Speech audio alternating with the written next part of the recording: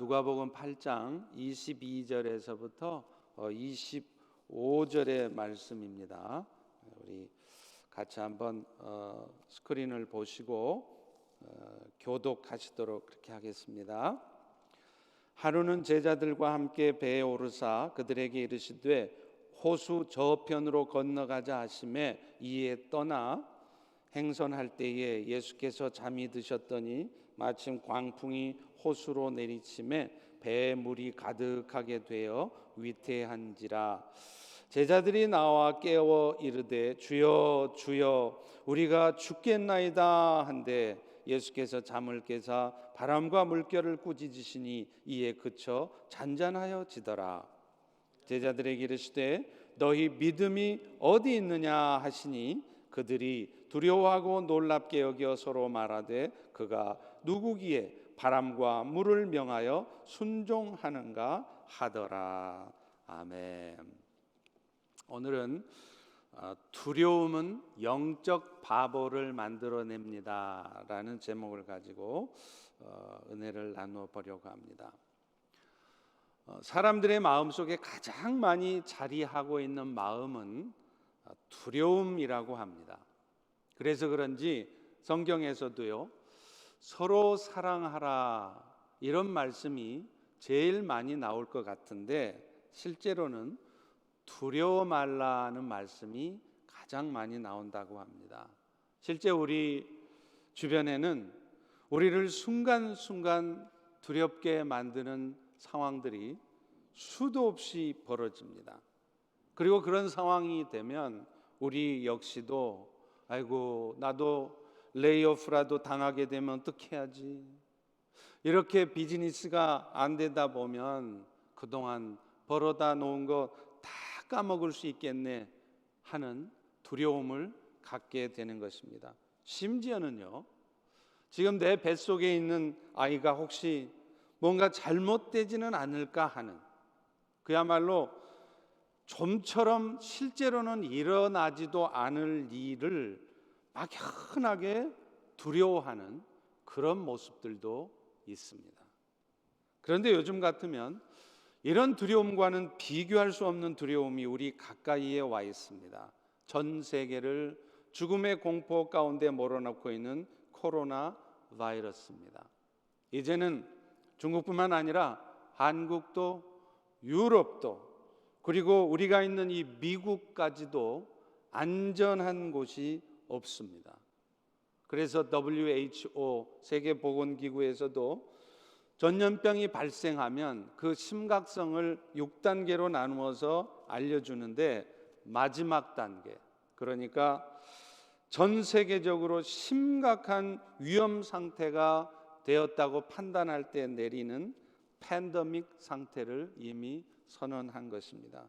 또 우리가 사는 미국에서도 트럼프 대통령이 또 레리 호겐 주지사가 비상 상태라고 선포를 했지 않습니까? 그래서 우리 역시 오늘 이렇게 교회를 클로즈하고 각 가정에서 영상으로 예배를 드리고 있는 것입니다.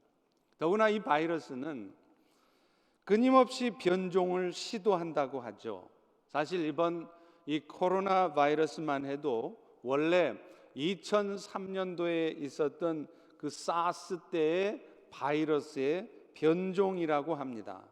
그렇기 때문에 이번에 이 코로나 바이러스가 어찌어찌 해서 잠잠해져도 불과 몇 년만 지나면 지금보다 더 심각한 변종 바이러스가 나타날 가능성이 아주 많다는 것입니다.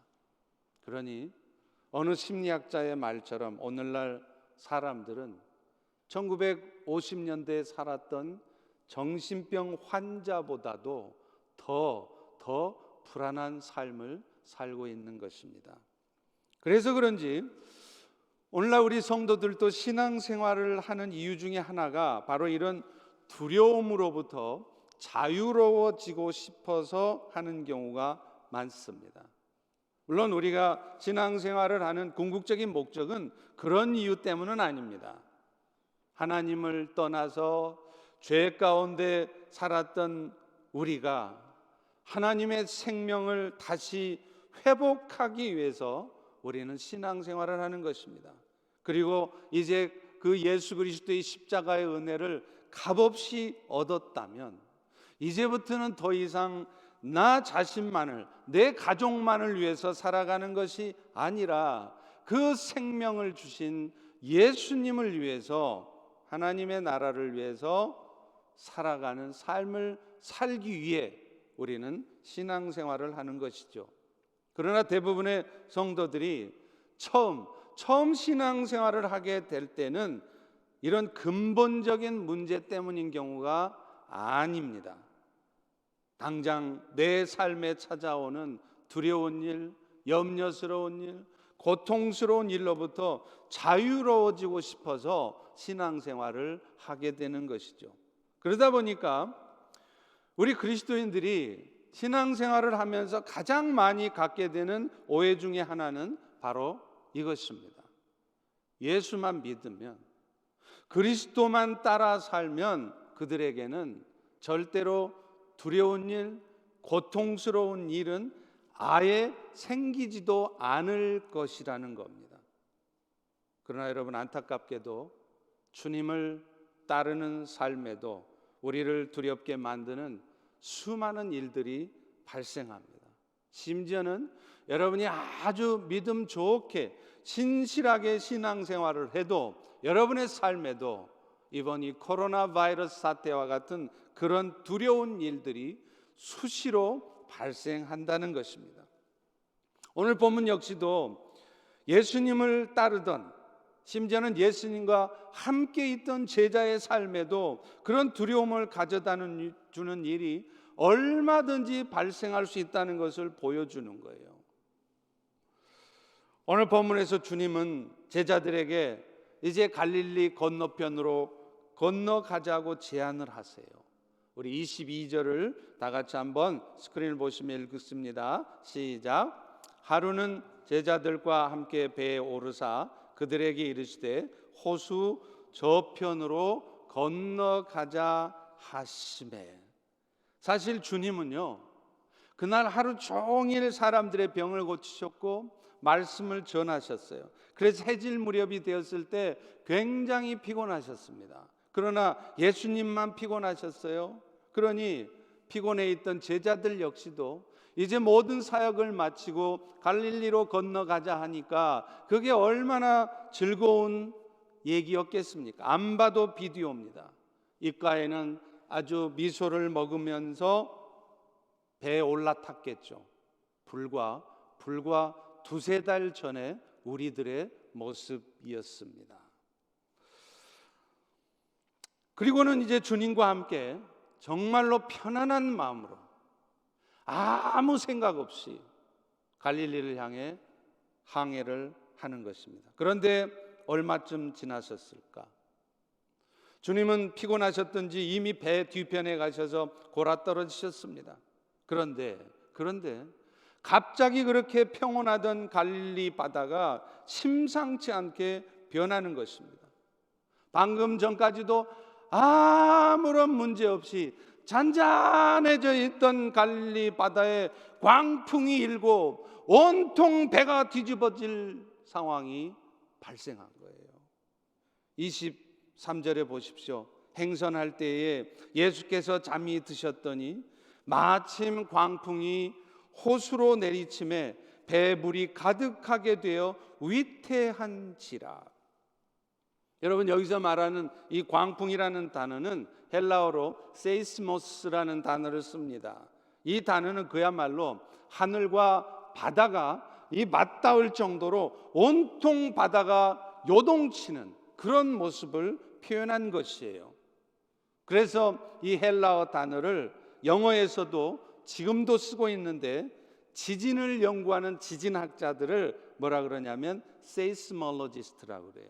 이게 바로 헬라어에서 광풍이라는 단어에서 나온 단어입니다. 다시 말하면 지금 주님이 함께 타고 있던 배에 들이닥친 광풍은 그저 살짝 왔다 가는 게 아니라, 살짝 흔드는 게 아니라 지진이 일어나고 해일이 일어날 때처럼 온통 바다가 용솟음치는 그런 상황이었다는 거예요. 그런데다 지금 이 상황은 예측할 수 없는 상황에서 발생했습니다. 전혀 이런 일이 일어나리라고는 생각지 못한 상황이었습니다. 불과 두세 달 전에도 우리는 지금 이 코로나 바이러스가 온 세상이 이렇게 온통 소용돌이 칠 것이라고 어느 누구도 예측하지 못했습니다.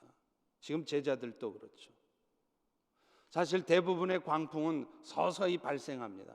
마치 들판에 있던 농부들이 하늘에 먹구름이 끼는 것을 보면 이제 곧 광풍이 불고 비가 오겠구나 예측하듯이, 그런데 지금 제자들이 겪은 광풍은요, 전혀 예측하지 못한 가운데 갑자기 발생했습니다.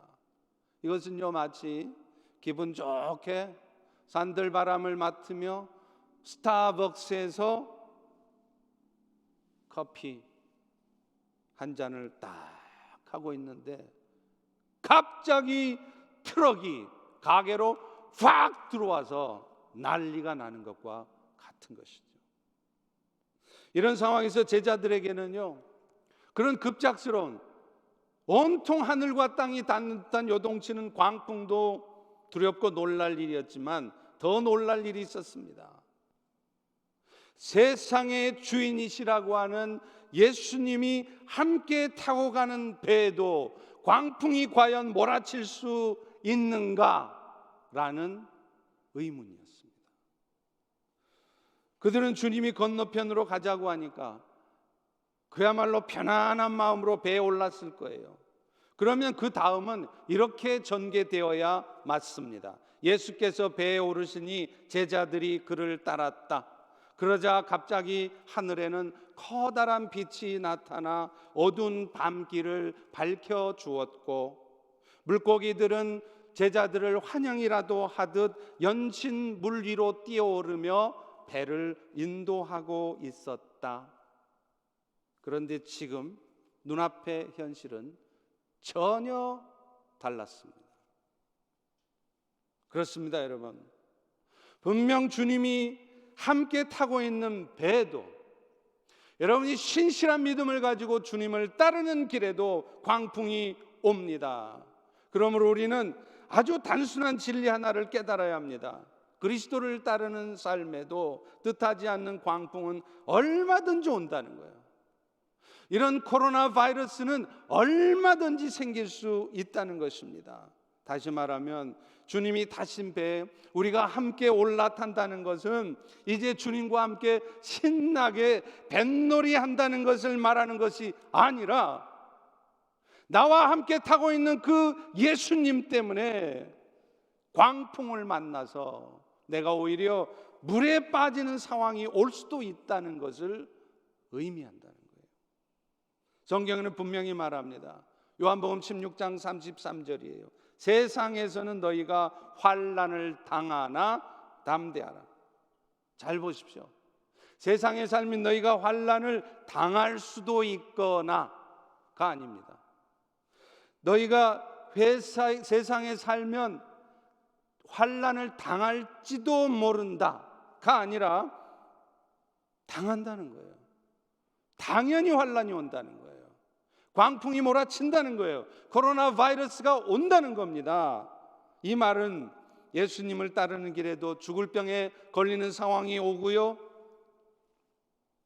또 자식들의 인생에 좋지 않은 일들도 얼마든지 생길 수 있다는 것입니다.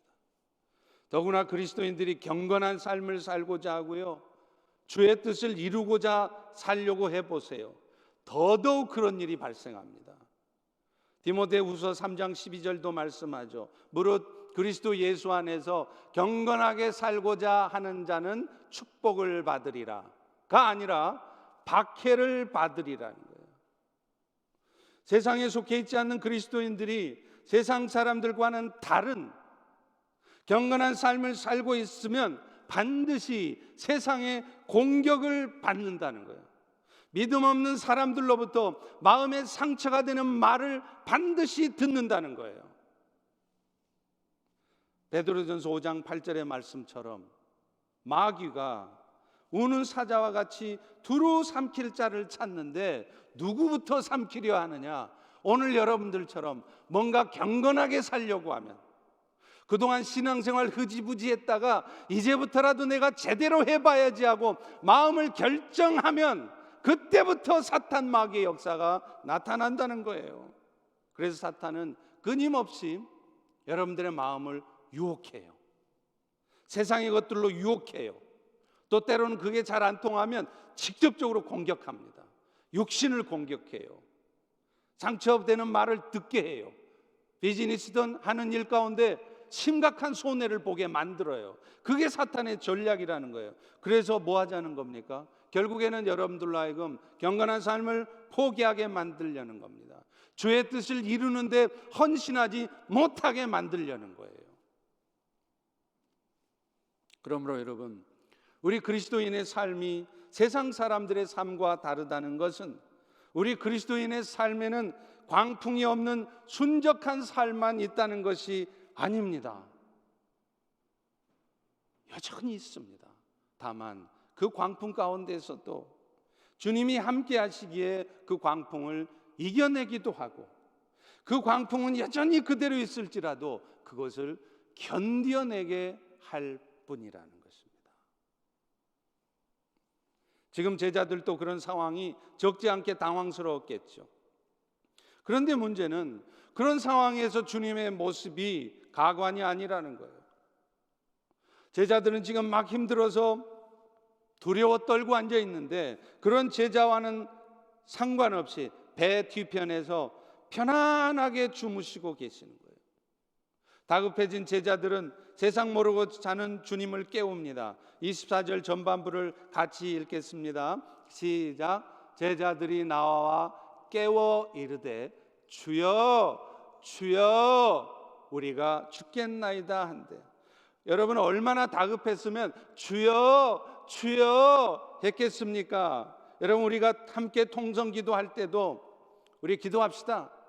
그렇지만 뭔가 간절하게 기도하고 싶을 때 어떻게 합니까? 자, 우리 주여 한번 외치고 기도합시다가 아니라, 자, 이제 우리 주여를 3번 간절히 외치고 기도합시다라고 말하지 않습니까? 생각해 보십시오. 바다가 흉용해서 온통 다 뒤집어지게 생겼는데, 이런 어수선한 상태에서도 우리 주님은 편안하게 주무시고 계시는 거예요. 주님은 지금 나의 고통을, 내가 얼마나 두려워하고 이 코로나 바이러스 때문에 비즈니스가 망할까 흥할까 두려워 떨고, 내가 혹시 감염되지는 않을까 두려워 떠는 우리의 상황에는 아랑곳하지 않고 계속 팬데믹 상태로 온 세계에 더 왕성하게 코로나 바이러스가 번지게 할 때 우리는 어떻게 했습니까? 그 배에 탔던 제자들은 어떻게 했어요? 그래서 다급한 음성으로 하소연을 하는 겁니다. 주님, 우리가 지금 죽게 생겼는데 한가롭게 잠이나 자고 계십니까? 우리는 죽어도 상관없단 말입니까? 사실 이런 불평을 우리도 할 때도 있죠. 주님을 따르는 삶에도 광풍이 있다는 것 자체도 이해가 별로 안 돼요. 신앙이 아직 온전히 성숙하지 않은 성도들의 경우에는요. 그런데 문제는 그런 광풍이 덮어서 내가 지금 완전히 죽게 생겼는데, 인생을 포기하고 상황이 와 있는데도 우리 주님은 어떤 해결책도 보여주시지 않는 거예요. 답답한 상황을 계속 내 삶에 끌고 가신다는 것입니다. 그럴 때 우리는 그 상황이 두려울 뿐만 아니라 원망스럽기까지 하는 거예요. 주님이 우리와 함께 하신다면 왜 이런 일은 일어나며, 또 우리가 이렇게 두려워 떨며 예배까지 클로스해야 되는 이런 상황이 되었는데도 주님은 왜 가만히 계십니까? 따지는 거죠. 따지기만 해도 좋아요. 아예 신앙을 포기하려 들어요. 사실 기드온 사사가 그랬지 않습니까? 하나님의 택한, 하나님의 사랑을 받는 백성이라고 하는 이스라엘 백성들이 미디안 사람들에 의해서 8년 동안 고통을 당했어요. 그런데 하나님은 등장하지 않습니다. 그때 이스라엘 백성들이 부르짖지 않았겠어요? 분명히 부르짖었습니다. 그러나 하나님은 8년 동안 나타나지 않는 거예요. 그래서 막상 여호와의 천사가 기드온에게 나타나 큰 용사여 네가 이스라엘을 구원하거라 하셨을 때 기드온은 하나님께 오히려 항변을 해요. 왜 이제 나타났느냐는 거예요. 사사기 6장 13절입니다. 여호와께서 우리와 함께 하신다면 어째서 이 모든 일이 우리에게 일어났습니까? 또 우리 조상들이 일찍이 우리에게 이르셨던 것처럼 여호와께서 이스라엘을 애굽에서 건지실 때 그 홍해를 가르셨다고 하는 기적은 도대체 왜 우리에게는 보여주시지 않습니까? 만약 하나님이 살아계신다면 바이러스 때문에 교회가 문 닫는 상황까지는 가지 않아야죠. 그런데 왜 이런 일이 벌어집니까? 수많은 간증자들의 간증 속에 나타나는 그 하나님의 살아 역사하심은 도대체 왜 내 삶에는 경험시켜 주시지 않습니까? 두려움은요, 사람들의 마음을 어둡게 합니다. 의심하게 만듭니다. 무엇보다도 살아 역사하셨던 주님의 역사를 기억도 못하게 만들어버려요. 그래서 뭐 하게 되느냐? 결국은 두려움 가운데 휩싸여 살면요, 여러분은 반드시 어느 순간 하나님을 향한 신뢰를 잃어버리게 됩니다. 사실 지금 광풍을 경험하고 있는 제자들이요, 방금 전까지도 놀라운 주의 능력을 이미 경험한 사람들이에요. 백부장 하인을 고치는데 가보지도 않아요. 말씀 하나로 고치십니다. 귀신을 쫓아내세요. 그 제자들이 다 봤어요. 그걸 뻔히 봤으면서 주님이 얼마나 놀라운 능력을 가진 분인지 다 봤으면서 막상 광풍에 대한 두려움에 휩싸이니까 아무것도 생각이 안 나요. 아무것도 눈에 보이잖아요. 당장 내 삶을 고통스럽게 하고 나를 짜증나게 만들고 나를 마음 아프게 만드는, 속상하게 하는 그 인생의 문제, 광풍에만 포커스하고 있기 때문입니다. 마침내 하나님을 향한 의심과 원망으로 나아가죠. 주님, 내가 지금 죽게 생겼는데 왜 안 돌보십니까? 그런데 더 안타까운 것은요, 이 두려움은요, 결국 우리 인생을 안전지대에만 머물게 하려고 만든다는 거예요. 그래서 믿음의 도전을 아예 못하게 만들어버려요. 그저 안전하게 사는 것이 중요하게 만들어버려요. 지금 현재 상황에서는 내 삶의 안전을 확보하는 것, 그것이 가장 중요한 것이 되게 만들어버려요. 삶의 안전을 확보하는 일, 우리 그리스도인들에게서도 중요합니다. 그러나 그것이 첫째는 아닙니다. 그러나 그것이 첫째가 돼버려요. 그 외에 다른 모든 것은 다 포기하게 되는 것이에요. 이것이 두려움이 갖는 위험성입니다. 그야말로 영적인 바보를 만들어버리는 것이죠. 우리 다 같이 한번 따라서 해보겠습니다. 집에서 영상으로 예배를 들으신 분들도 부끄러워 마시고 한번 큰 소리로 따라서 해보십니다. 두려움은 나를 영적인 바보로 만든다. 기드온 사사도 마찬가지예요. 그는 하나님의 부르심을 잊기 전에 밀을 타작하는데요, 마당에서 하는 게 마땅해요. 근데 마당에서 안 해요. 집안에 몰래 들어가서 포도주 틀 조그만 틀에서 해요. 얼마나 불편하고 힘들어요. 왜 그렇습니까? 혹시 미디안 사람들이 자신이 애써 키워온 밀을 빼앗아 갈까 봐 두려운 거예요. 지금 기드온의 마음속에는 미디안의 압제 가운데 고통받고 있는 이스라엘 백성들의 삶은 아무 상관이 없는 거예요. 그들의 고통은 자기의 삶과 관계가 없습니다. 자신의 지금 가장 중요한 삶의 목표는 뭐냐? 지금 내가 애써 키운 밀을 지키는 것이에요. 이것이 그의 삶의 가장 소중한 것입니다. 이스라엘을 구원하는 일은커녕 자신의 삶의 문제에 더 겁을 내고 있는 영적인 바보가 되어 있는 것이죠. 두려움 때문입니다.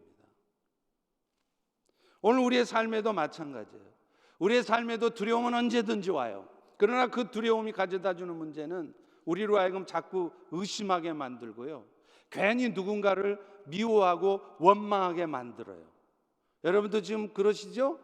누군가를 지금 미워하고 있고 원망하고 있죠? 두려움 때문에 그러고 있는 겁니다. 그런데 그걸로 끝나지 않는다는 거예요. 거기서 더 나아가서 우리의 삶이 하나님의 비전을 따라 사는 삶으로부터 멀어지게 만들어요. 그래서 당장 내 삶의 안전과 행복을 추구하는 것, 이것에 몰두하게 만들어버려요. 얼마나 무섭습니까? 사실 그리스도를 신실하게 따르려고 하는 성도들의 삶에도 두려운 일이 발생하는 이유도 이것 때문입니다. 사탄은요, 결국 그런 일들을 통해서 우리를 두렵게 만들어가지고 우리 자신이 원망과 막 미움과 의심 속에 살아가게 만들어요. 맨날 생각하면 하루 종일 그 생각이에요. 내가 당한 일, 내가 상처받은 일, 내가 아픈 일, 내 고통스러운 일, 그것만 계속 생각합니다. 그러면서 분노하고 불평하고 원망하고, 그게 사탄의 전략이에요. 거기서 헤어나지를 못하는 거예요. 어둠에 계속 빠지는 거예요. 그러니 그런 사람이 하나님의 비전을 위해서 분연히 일어나겠습니까? 택도 없는 소리죠. 교회고 하나님의 나라고 하나님의 비전이고 다 필요 없는 것이죠. 그게 바로 두려움이 가져다주는 마음입니다.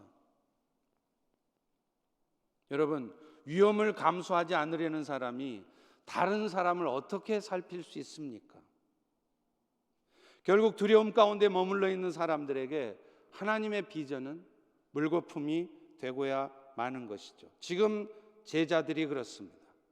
지난날 주님이 나타내셨던 그 많던 기적들 다 잊어먹었어요. 당장의 광풍이 문제예요. 그래서 주님, 내가 이제부터는 영혼을 낚는 어부가 되겠습니다 하고 눈물 뿌리면서 하나님 앞에 결단하고 서원했던 거 다 날아가고 없어요. 언제 그런 결단을 했는지 기억조차 없습니다. 당장의 광풍으로 말미암아 내 배가, 내 삶의 배가, 내 직장이, 내 비즈니스가 뒤집어지게 생긴 이 상황만 두렵고, 그런 상황에서도 아무런 조치를 해주시지 않는 주님이 밉기만 한 것이죠. 이러니 비전은 고사하고 신앙생활조차 하고 싶겠습니까? 헌신하고 싶겠습니까? 그게 바로 두려움이 가져다주는 문제인 것입니다. 이런 제자들의 원망 섞인 부르짖음에 예수님은 일어나시자 마시자 먼저 바다를 꾸짖으세요. 그러자 어떤 일이 벌어집니까?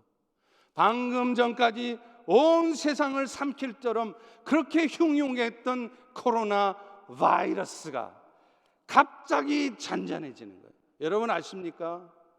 2003년도에 사스, 2013년도에 머스 마찬가지입니다. 특별한 어떤 인간들의 조치 때문에 그 사스와 머스가 잠잠해지는 게 아니었어요. 기가 막히게 갑자기 잠잠해지는 거예요. 24절 후반부를 보십시오. 예수께서 잠을 깨사 바람과 물결을 꾸짖으시니 이에 그쳐 잔잔하여지더라. 이런 주님의 모습에 제자들은 입이 딱 벌어집니다. 그리고 이렇게 고백하죠. 25절 후반부입니다. 그들이 두려워하고 놀랍게 여겨 서로 말하되 그가 누구시기에 바람과 물을 명령하며 저것들이 순종하는가.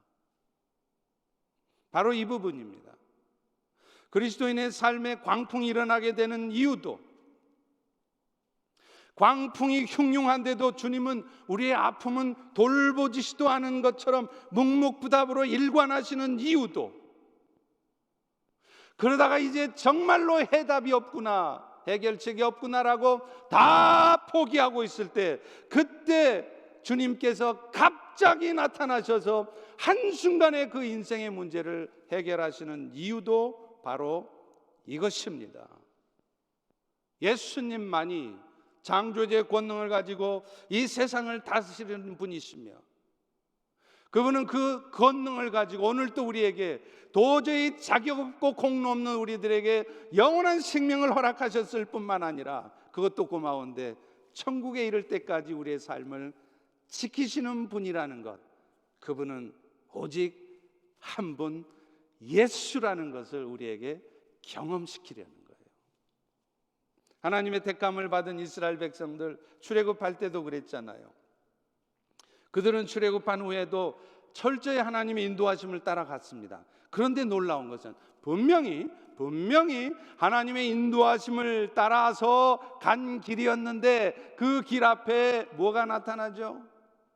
홍해가 나타나요. 뒤에는 애국 군대가 쫓아와요. 그러면 이스라엘 백성들 불평 안 하겠습니까? 당연히 불평하죠. 출애굽기 14장 10절 11절에 보십시오. 그들이 모세에게 이르되 매국에 매장지가 없어서 우리를 이끌어내어 이 광야에서 죽게 하느냐. 모세가 무슨 잘못이에요?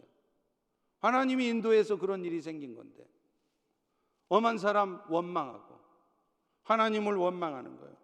이런 이스라엘의 부르짖음과 원망에 하나님 뭐라고 대답하십니까? 출애굽기 14장 13, 14절입니다. 너희는 두려워 말고 가만히 서서 여호와께서 오늘 너희를 위해 행하시는 구원을 보라. 정말로 하나님은 이스라엘 백성들로서는 생각지도 못한 방법, 홍해가 갈라지는 방법으로 그들을 구원하셨습니다. 그 상황에서 그들이 홍해가 갈라져서 이 문제가 해결될 걸 상상이나 했겠어요? 혹시 뒤에 쫓아오는 애국 군대가 자멸하든지 다시 물러가든지 해서 자기들이 돌아감으로 해서 해결되리라고는 assume, 추측할 수 있겠지만 자기들 앞에 흉흉하게 있는 이 홍해가 갈라지는 일을 통해 자신들의 삶의 문제를 해결하리라고 이스라엘이 상상인들 했겠습니까? 그런데 그런 일이 벌어진다는 거예요. 오늘 본문에 나타나는 사건도 마찬가지입니다. 주님은 이 사건을 통해서 창조주 하나님의 권능이 어떤지를 보여주시는 거예요. 그런데 진짜 목적은 따로 있습니다. 그분이 창조주의 권능을 가지신 것을 보여주는데 그치는 것이 아니라 그런 예수의 권능을 보면서 믿음 없던 제자들이 믿음이 생겨지게 하시려고 하는 거예요. 그래서 그 제자들이 그 믿음을 가지고 이제는 어떤 상황 속에서도 흔들림 없이 주의 뜻을 함께 이루어가는 자들이 되게 하시려고 하나님이 작전을 벌이신 겁니다. 주님은 이런 목적 가운데 제자들을 책망하세요. 다 같이 25절 전반부를 읽겠습니다. 시작. 제자들에게 이르시되 너희 믿음이 어디 있느냐. 물론 우리 주님은요, 여러분의 믿음과는 상관없이 병도 고쳐요. 여러분 믿음 하나도 없는데, 믿음이 너무 연약한데 예수님이 알아서 여러분의 인생의 문제를 해결해 주시기도 합니다. 지금 제자들에게 예수님은 믿음 없다고 책망은 하셨지만 책망만 하시고 마는 게 아니라 실제로 그들의 삶의 문제를 해결해 주신 것과 같아요. 야단은 치셨지만 그래도 예수님은 제자들의 삶의 문제를 해결하십니다. 왜 그렇습니까? 그 과정을 통해서 제자들로 하여금 이제 앞으로 내가 의지할 분은 오직 예수님 뿐이구나. 변호사도 닥터도 다 참조만 할 뿐이고 그들의 내 삶에 도움이 되는 것은 절대적인 것이 아니구나. 내가 정말로 앞으로 인생을 살면서 내가 정말로 의지해야 될 분은 오직 주님이시구나. 그거를 확실하게 경험시키려는 거예요.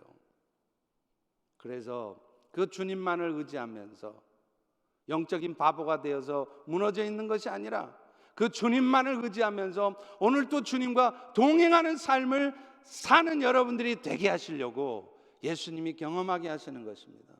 사랑하는 성도 여러분, 그리스도를 따르는 삶에도 광풍은 몰아쳐요. 그런 광풍과도 문제들을 통해서 사탄은 오늘 또 우리의 마음이 의심과 원망에 휩싸이게 하고, 그래서 결국은 하나님의 비전은 날아가 버리고 오늘 또 세이프 존, 안전지대만 거하면서 내 삶을 그저 편안하게 행복하게만 이끌려고 하게 만듭니다. 그러나 우리 주님은 그런 우리를, 그런 사탄의 역사를 사용하셔서 오히려 자신이 하나님 되심을 증거하고 그걸 경험한 우리로 하여금 내가 오직 의지할 분은 예수님 한 분뿐이라는 것을 알게 하시는 거예요. 그래서 그 믿음을 가지고 오늘 또 주님과 흔들림 없이 동행하게 하시려는 것입니다. 여러분, 사실 지금 예수님을 따랐던 제자들을 보세요.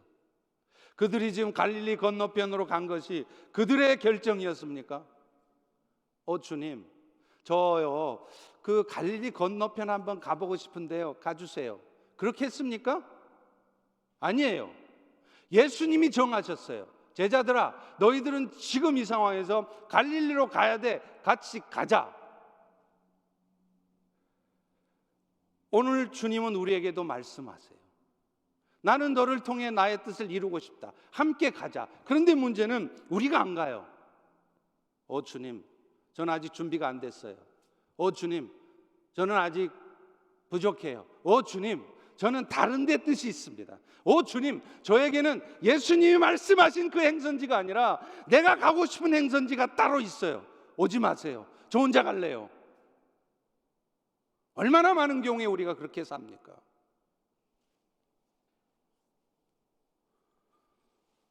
그러나 주님은 우리 스스로의 인생을 우리 스스로의 힘으로 살아가기를 원하시는 것이 아니라 주님이 제시하시는 행선지를 향해 묵묵히 군소리 없이 아멘하며 주님을 따르기를 원하세요.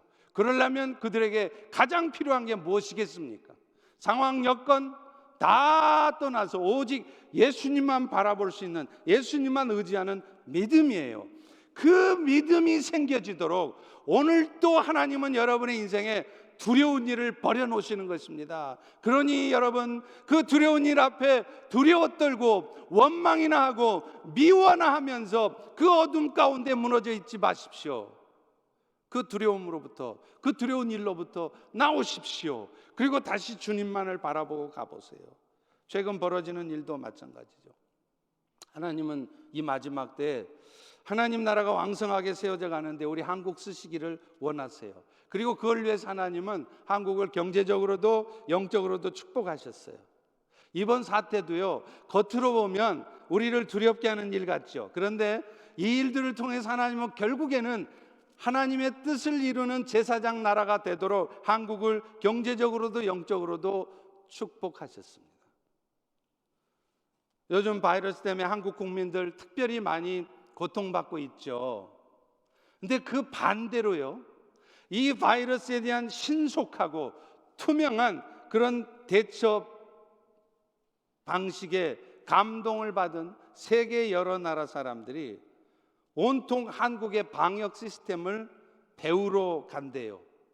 언제는 한국 사람 들어오지 말라고 하더니 이제는 앞다투어서 한국에서 배우겠다고 한국을 찾아갑니다. 이제 이 코로나 바이러스 팬데믹 상태에 빠진 이 바이러스 문제를 해결할 나라는 일본도 아니고 심지어 미국도 아니고 오직 한국밖에 없다고 다 지금 한국에게 자문을 구하고 도움을 청하고 있어요. 여러분, 이게 우연이라고 생각하십니까? 저는 우연이라고 생각하지 않습니다. 그런데 일본은 어떻게 됐나요? 깝죽대고 우리 힘들게 했던 일본은 지금 도쿄올림픽 취소되게 생겼고 이 바이러스에 대처하는 방식이 너무나 불투명하고 정확하지가 않아서 온통 세계 사람들의 신뢰를 다 잃어버렸습니다. 이제 앞으로 한국은 이 일 때문에 오히려 이것이 전화위복이 되어서 우리 한국의 경제가 더욱 높아지고 한국의 국격이, 위상이 더욱 높아지게 될 것입니다. 하나님이 하시는 일입니다. 또 한국을 하나님은 영적으로 축복해 주셨어요. 이 바이러스를 통해 하나님은 우리 한민족 교회를 새롭게 하시려고 합니다. 내 힘으로 뭔가를 이루어낼 수 있을 것 같지만 눈에도 보이지 않는 작은 바이러스 하나로도 세상이 all stop 된다는 사실을 깨닫게 하시려는 거예요. 우습지 않아요? 여러분, 눈 좋다고 바이러스 보이세요? 바이러스 볼 수 있어요? 눈에도 안 보이는 그 조그만 바이러스가 지금 온 세상을 다 all stop. 이게 뭘까요? 이 세상의 주관자는 오직 하나님이시라는 거예요. 인간들아, 까불지 말라는 거예요. 너희들의 그 어리석은 어줍지 않은 그 지식과 세상의 경험 가지고 세상 살려고 하지 말라는 거예요. 그래서 이제는 겸손하게 우리를 낮추며 늘 주의 도우심을 간구하며 살라는 것입니다. 그리고 이제는 더 이상 내 자신만을 위한 삶이 아니라 결국은 이 세상의 주인 대신 하나님의 뜻을 이루는 삶을 함께 이루어 가자고 지금 이런 일들을 벌이시는 거예요. 그렇다면 우리는 이번 일을 통해 인생이라고 하는 것이 얼마나 덧없는 것인가를 깨달아야 돼요. 내 인생이 결국에는 내 뜻대로, 내가 원하는 대로 되지 않는다는 사실을 철저히 깨달으셔야 돼요. 그래서 결국은 하나님이 우리 각자에 주신 비전을 이루고자 우리의 남은 인생들이 하나님 앞에 드려져야 하는 것입니다. 제레미 테일러는 이렇게 말했습니다. 주님 없이 안전지대에 있는 것보다 주님과 함께 풍랑 가운데 있는 것이 더 안전하다. 사랑하는 성도 여러분, 하나님 없는 안전지대에 거하려고 할 것이 아니라 비록 광풍은 있지만 힘도 들고 때로는 속도 상하지만 예수님의 능력을 경험할 수 있는 진정한 안전지대에 거하시는 여러분 되시기를 축원합니다. 그래서 이번 일들로 더 이상 여러분이 영적인 바보가 되지 않고 남은 인생은 흔들림 없이 주의 뜻을 이루며 주와 동행하는 삶을 사는 여러분 되시기를 축원합니다. 기도하겠습니다. 하나님, 이 시간 이 코로나 바이러스를 통해 하나님 우리에게 무엇 하기를 원하시는지, 그래서 우리가 두려움 가운데 더 이상 영적인 바보와 같은 삶을 살지 않기를 원하시는지를 알게 하시니 감사합니다. 이제 사랑하는 성도들 각자의 처소에서 가정에서 예배 드리는 가운데 이 선포되는 말씀을 가슴 깊이 간직하고 더 이상 이 코로나 바이러스 때문에 세상 문제 때문에 두려움에 떨고 있는 것이 아니라 영적인 바보의 자리에 나와서 담대하게 주를 향해 일어서는 우리 모든 성도들 되게 도와 주옵소서. 예수님 이름으로 기도합니다. 아멘.